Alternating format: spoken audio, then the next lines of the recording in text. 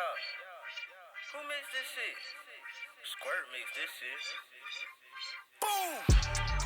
What's good, everybody? It's your boy James J. You are now watching Talking Shit About Shit, where we have fun, get lit, and thank God while we doing it, man. Today we have a very special guest, my dog, my man, Cross the Artist. Yeah. We gonna do it like that, man. Yeah. Well, how you doing, man? How you been? Man, I'm going good, bro. Doing good, man.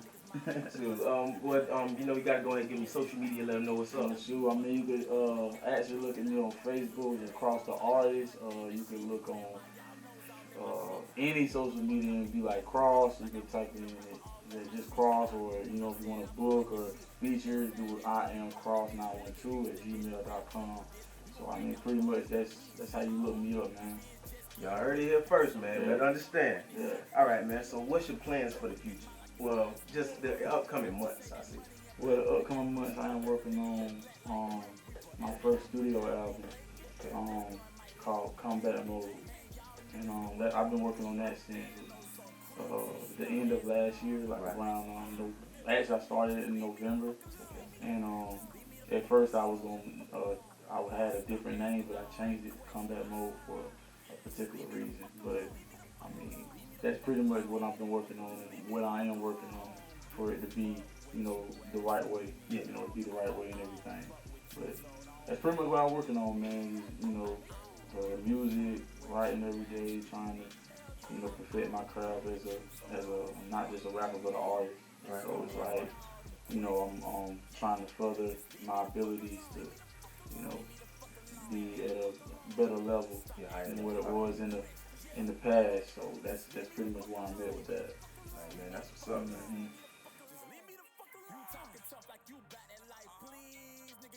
All right, and y'all know my favorite segment, man. It's called the Drink of the Week.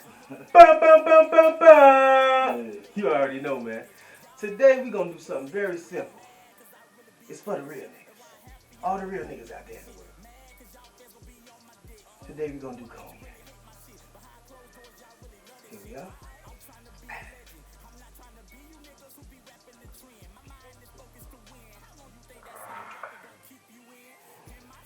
Make you feel some type of way.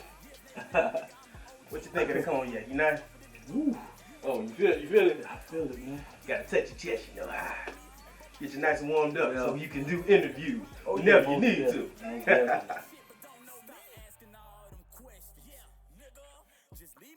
Alrighty. Now this segment right here is called the Guest Spotlight.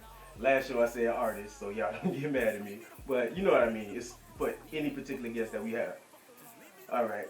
I'm gonna ask you 5 questions. I just need you to keep it real. Okay. Alrighty? What was the biggest obstacle you faced with music? The biggest obstacle I faced was I was at my first show, and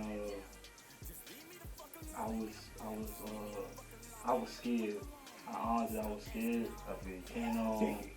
But I still stood up and did what I did. But what really got me was I wasn't viewed as a good artist at that time.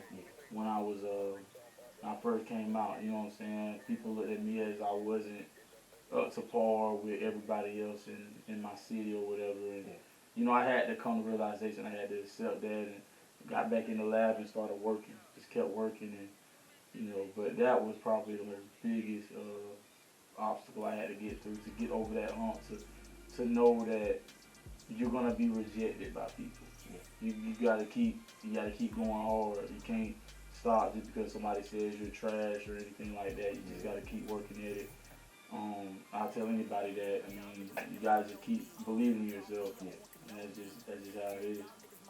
Just understand, there's so many artists that's popping right now that's not supposed to be with their skill level. So y'all, no matter what anybody says, if that's your dream, if that's where you see yourself going, go for it as hard as you can, man. Yeah. All right. Question 2. What do you enjoy and or hate about being in the music business? What I enjoy about the music business, or so to say, is music itself, is the feelings, the emotion, the passion, and what you're trying to say. Like, I look at hip hop, so to say, or any music. I feel like it should be coming from your heart, and it should be pure and real, and it shouldn't have no flaws in that, because that's you're speaking the truth. Speaking your So actual opinion. yeah, and also I just look at just the creativity that people can use when it comes to vocabulary, or when it comes to words, rhyming skills, things like that. It's like you want to be different. You don't want to be the same person that everybody else is listening to. You want to be your own unique person. So that's what I like about it. What I hate about it is that it's a lot of people that are in the music business that do or say things in order to get attention and be fake and Clout chasing. yeah, clout chasing and stuff like that. And with me, I don't support the fakeness in music that not authentic or not true. Everybody's rapping about the same thing, but never will they sit there and try to really talk about something real. It's okay to be a little, aggressive on the mic and say that you're better than people, and say that, stop doing this and stop doing that. And, but in the end of the day, you gotta look at it that kids are listening to our music, and you know what I'm saying. So that's how I look at that. What I don't like about the music industry. Give you good answers. All right. If you could change one thing about the industry, what would it be? If I could change one thing about the industry, I would change the fact that I want our true freedom of speech to reach out. Basically saying that we're just talking in music, like hip hop has changed so much to where back in the day when you had people like Jay-Z, Mobb Deep, and all these cats that I look up to, and that I, think about how they came out from what it is now. It's more stupid, so to say, where I look at it like, oh, let's take the culture back to what it was, where everybody would talk about something positive and give us a positive message, instead of talking about damaging someone, or doing dumb shit that we're not supposed to be doing, because that's how people outside of hip hop look at us, like, oh, they're just some fools, or they're just this, and it's like people don't understand. They put in the industry makes us look like we're fools, where we're just a bunch of stupid niggas, and like you gotta. I'll try to tell people, do different. If you're different, that's why it's hard for me to respect a lot of rappers. People tell me, oh, that person's good. Yeah, he fine. He got a good flow, but what is he talking about? But I mean, he's doing the same thing that the next did, the dude did. So who's going to change that? Why everybody got to sound Exactly alike? Yeah. So, All right. yeah. All right. Where is the state of hip hop culture in your mind? Is hip hop dead or alive to you? If I had to be honest, I think hip hop died a long time ago. So to say, is where it's going. It's more like hip hop. Oh, Hip hop. Yeah. Where it's like we got it. It's just more dumb, so to say. You got some artists who are out there that's actually trying to steer the culture back into the right direction. Like you got Kendrick Lamar, J. Cole. You got Joyner Lucas. You got Dave East. You got dudes, cats like that who actually will sit there with a pen and paper and actually write something that really needs to be heard. And then you got some rappers who just rap for the clubs and stuff like that. And I mean, that's all they are. They're not people that, we're going to always love forever. But you got people like Tupac and Biggie who actually can listen to them even after they're dead. But you got people now, you listen to them tomorrow, or you listen to them today, but the next day or a couple of days from now, you're not gonna even fuck with that dude's song. Like, and it's a lot of artists like that, that you be like, oh yeah, that man, he's fire as fuck, but then down the line you be like, oh man, he's old, I don't fuck with him no more, He ain't talking about shit. You know, it is what it is. So that's how I look at that. One more question. What era would you place your music in? What era? Yeah, like what era? Like 90s, 80s? Like what Well, era? based off my style, I feel like my music can fit in any genre, in any era. Yeah. But this particular era, it's like my music has to be listened to more by people who actually have their third eye open. Right. More back then in the 90s and the early 2000s, Yeah. people probably would have took more to what I was saying. Yeah. But now it's like they look at me and be like, oh, yeah, you rapping some real shit, but we don't want to hear that. We want to talk about some trap shit. You know, I want some, let me talk about the killing a nigga. You know what I'm saying? We've been there, done that. You know what I'm saying?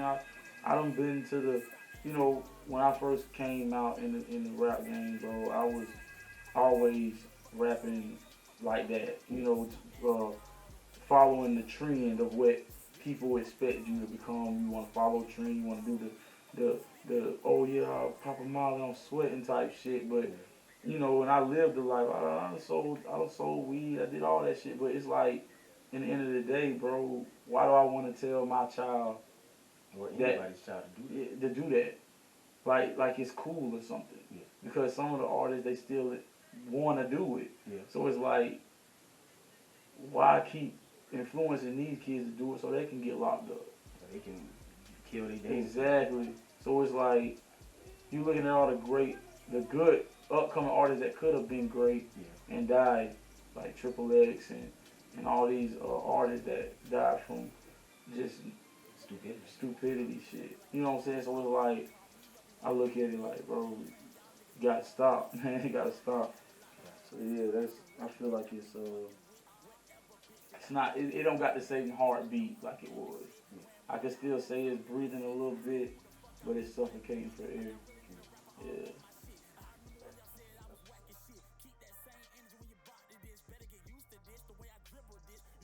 Alrighty then.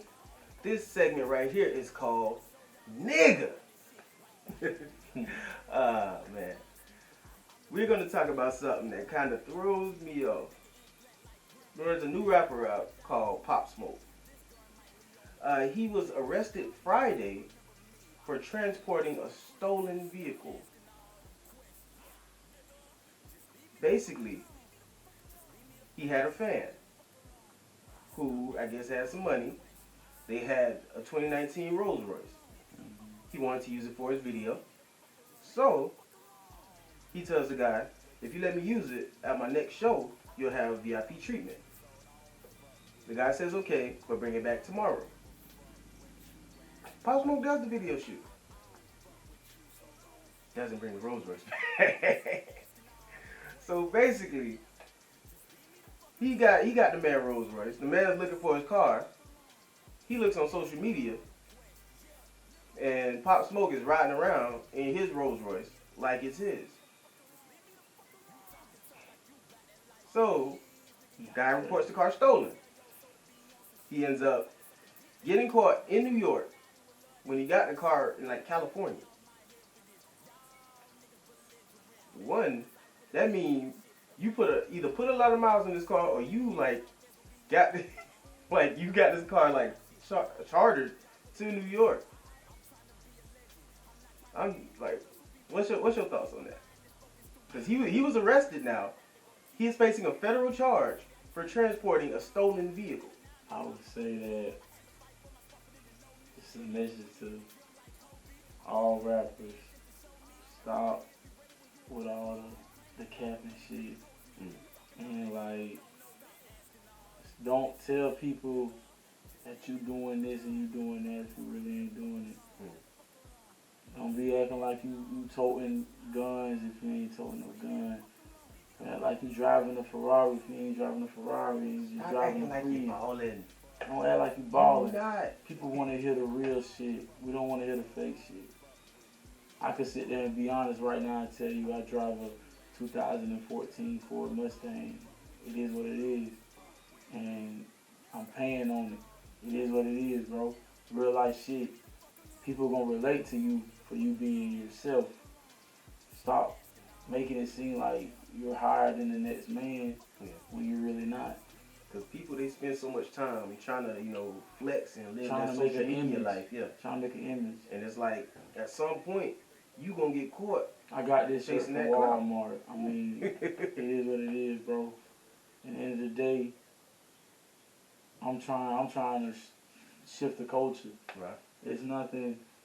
I'm not about the fashion. I'm not about the extra. I'm not about the sneakers. I'm not about none of that. I'm just trying to be different. Yeah. Instead of always worrying about what a motherfucker wearing. Like, fuck what you're wearing. What are you? Yeah.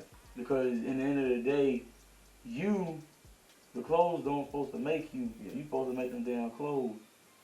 So show me who you are. Right. Because the clothes don't tell me shit. Clothes tell me the whole lie. They just showed me that that's a bunch of fabric that's been put together and stitched. But what is you? Yeah. What type of person are you? Because you could be a dumb motherfucker. Yeah. You could be a real motherfucker. I mean, you could be whoever, but I want to know who you are. And that's how my granddad always used to tell me. Let me know who you are. I don't care what you're wearing. A nigga could wear a bunch of Versace and still be a fake nigga. Yeah. The realest niggas could be the dudes that you out there looking at like, oh, they're bums, but they're probably the realest people you ever met. Yeah. Facts, man. So this is a message to all the rappers. We know y'all ain't making that type of money. You got to, put on, flash for the life. And of course, yeah, you're going to make a little bit of money, but from this case and a lot of other cases, y'all not making that same amount of money, man. So, and this is like, just be honest. This is honest, man. It's a lot of people that been in the music business in my area that have hit me up asking for help. Yeah. But in their music, they make it seem like they don't get help. Yeah. So, message to all them type of people, bro. Don't forget where you come from, man. Right. And don't forget who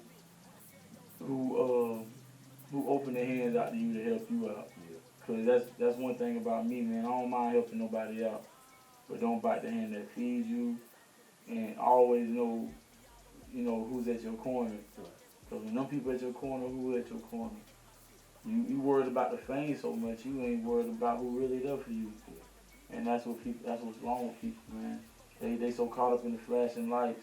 If I make it tomorrow, I'm not finna be no different from what I am now. Right. I'm gonna still be the same person with money. Yeah.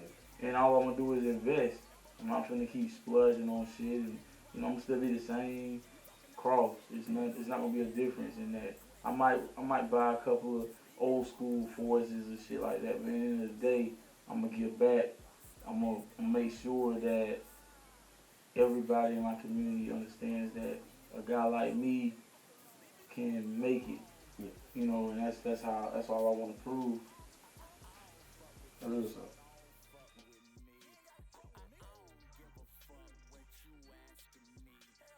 All right. And now it's testimony time. This is the time where we actually sit down and thank God for what He's brought us through. You have those situations that you really feel like you can't make it through. You really feel like there's no way I could possibly survive this or just find a way to get through this without something horrific happening. And God brings you through. So, Cross, you got a story? Yeah. There was a couple of years back where at this time I was probably looked at as probably a nobody. Right. And I was trying to make a name for myself in my area. And I think I was headed to the studio, and I wanted my homeboys to come with me, and my sister and everything. And we walking down, we walking, I ain't had no car or nothing. Right. And we're walking all the way around town to go to the studio. And, my other homeboy, this dude we just, I seen him at the gas station, and me being who I am, if I fuck with you, I'm loyal. I'm gonna make sure you're okay. I'm gonna make sure you're safe, and I'm gonna protect you. You my nigga.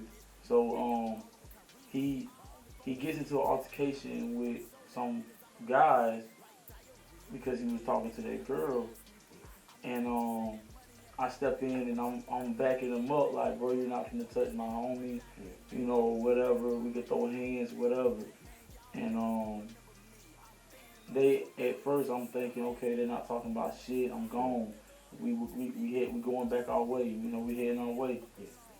So come to find out, we head around the corner, and all the dudes come at us, guns, dumb guns, like everything, surrounding me, pistol to my face, like, nigga, I'm gonna blow your brain out type shit. And all I could think about was, I need my sister safe. I don't give a fuck about nothing else. You feel what I'm saying? And yeah, I thought about myself, but in the end of the day, I've always viewed, Almighty don't make no mistake. Right. If it's your time to go, it's your time to go. So I basically told, the dudes, like, look, don't do, what I'm saying, it is what it is. Don't do this in front of my sister. Yeah. You know what I'm saying? My sister was pregnant and whatever. Almighty knew I ain't want to leave that day, because I feel like I had a lot to prove. I feel like I ain't started trying to prove myself as a human being. Yeah. And it just was crazy how Almighty put us out of that situation where they kind of just, went on their way, and they didn't let it, affect what I was doing. They seen that I wasn't afraid to stand up for myself. I stayed there with my sister. I made sure that she was safe. Now, my other homeboy, they kind of walked off a little bit. I kind of felt salty about it because I felt like, bro, y'all supposed to be with me. But it is what it is. I moved on from it, but I'm thankful that I made it out of that situation. And on that note, we say, God is real. That was another installment of Talking Shit About Shit. Cross, man, thank you once again. Man, one more time, let them know your social media. That is, I am cross912@gmail.com. And you can also look up Cross the Artist on Facebook. You can also find me Spotify, YouTube. Everywhere, bro. Type in Cross, man. And just, look for the nigga with the hat on. And you know what I'm saying? Look like me. All right, man. All right, bro. Like I said, that was another episode, man. Thank y'all for watching. And we out. Yep.